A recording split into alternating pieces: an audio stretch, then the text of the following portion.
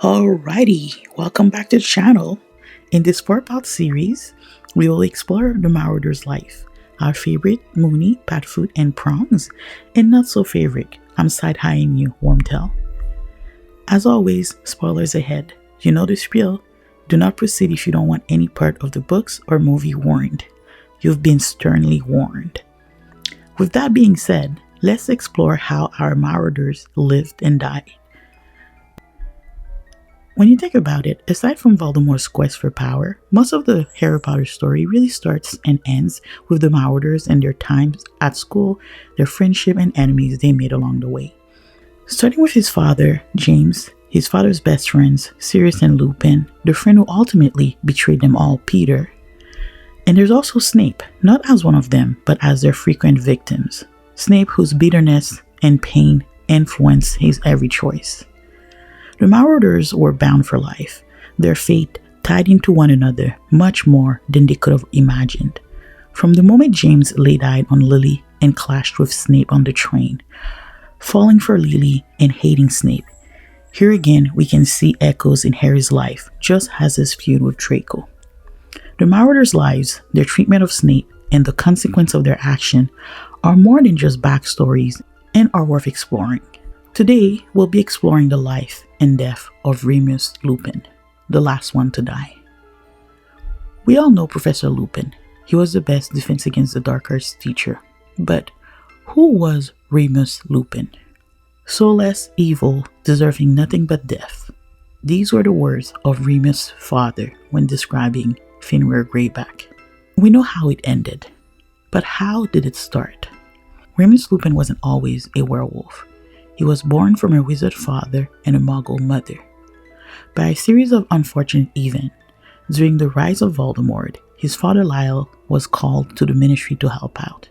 Just like Remus, his father was great at dealing with boggarts, obscure species, and the likes, and during his time at the ministry, he recognized Greyback to be a werewolf, and in doing so, urging the ministry to not let him go, he greatly insulted Greyback and called him soulless, evil, deserving nothing but death.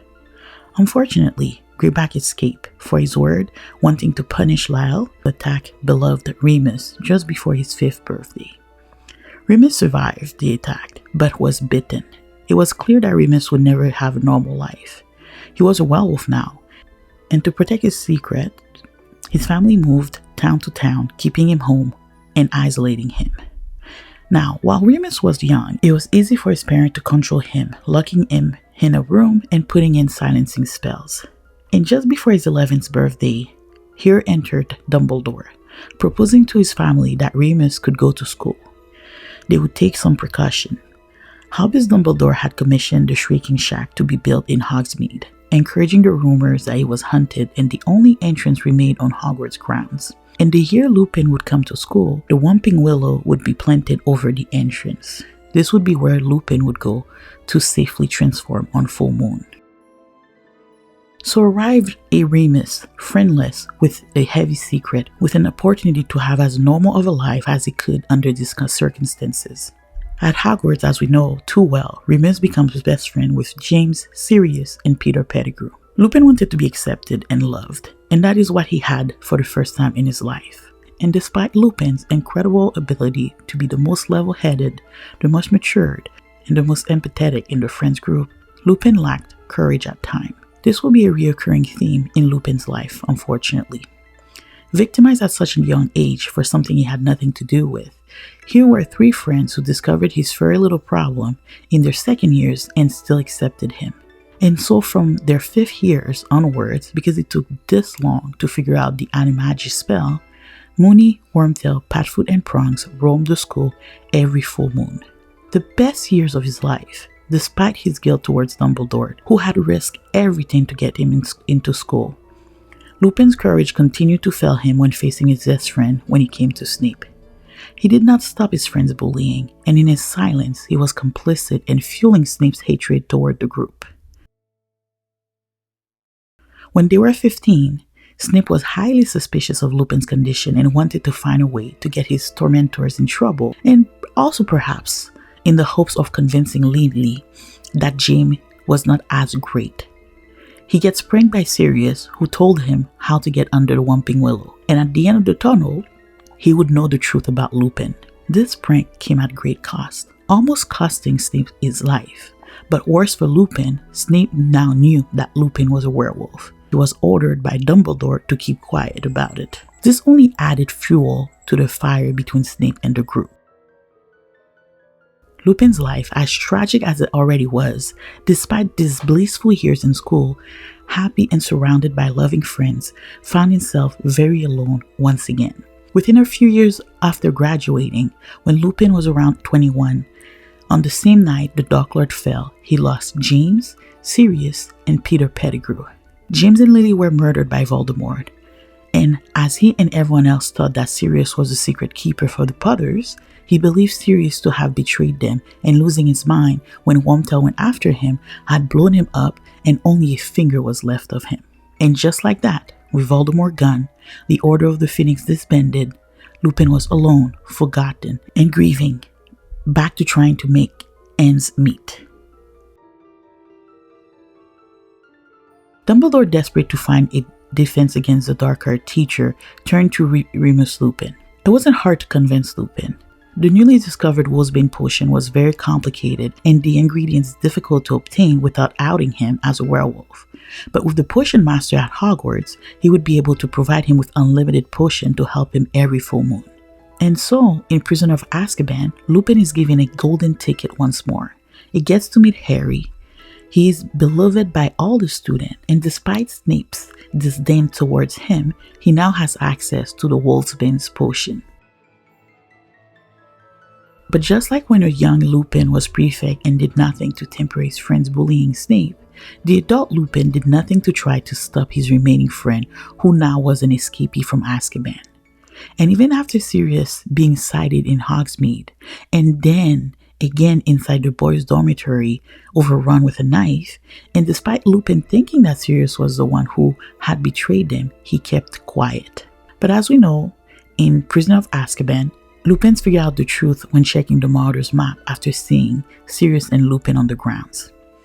Professor Lupin forgot to take his potion on a full moon, rushing to the Whomping Willow.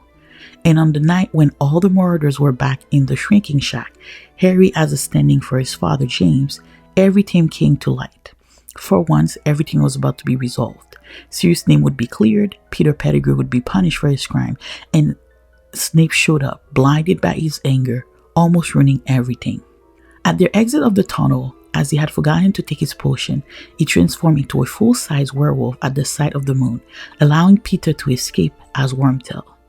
This would have devastating consequences as we know, but Lupin was no longer. At his place was a full-blood, seeking-sized werewolf running into the Forbidden Forest all night. After all this, Snape finally found his revenge. If he couldn't get Sirius kissed by the Dementors, he let slip the truth about Lupin's. This ruined Lupin's chance at a normal life, now that everyone knew what he was. He resigned and went back to living on the fringe of society, making it even more difficult with the anti-werewolf legislation. At the end of the fourth book, Harry Potter and the Goblet of Fires, Voldemort is back, the Order of the Phoenix restored, and Lupin is right back to where he was 14 years prior, going on missions for the Order. This time around, there was a new member of the Order, Nymphadora Tonks. Lupin had spent his life alone and was okay with that. But with Nymphadora Tonks, he began to imagine the possibility of a life. As their frequent mission together, he quickly fell in love with her, but forbade himself this possibility. He felt like he was too poor, too old, and a werewolf at that. What could he have to offer her?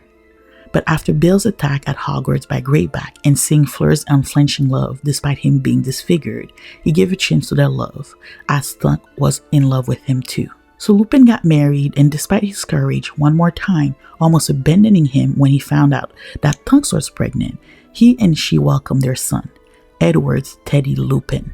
Unfortunately, in the Second War at Hogwarts, Remus Lupin fell, murdered by Dolohov.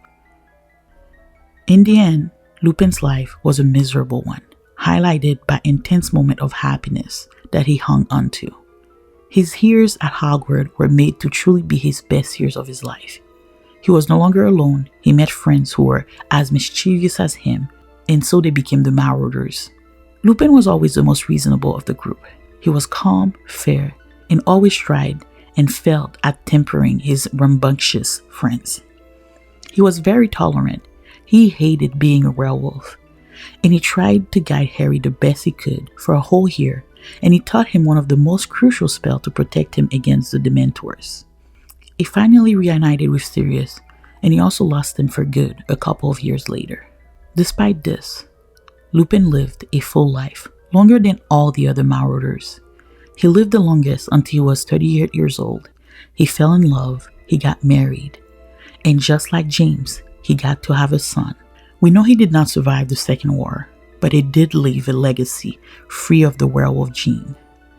This was the life and passing of the last of the Marauders.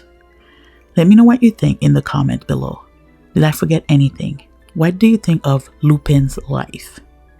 Don't forget to like, subscribe, and share. Thank you.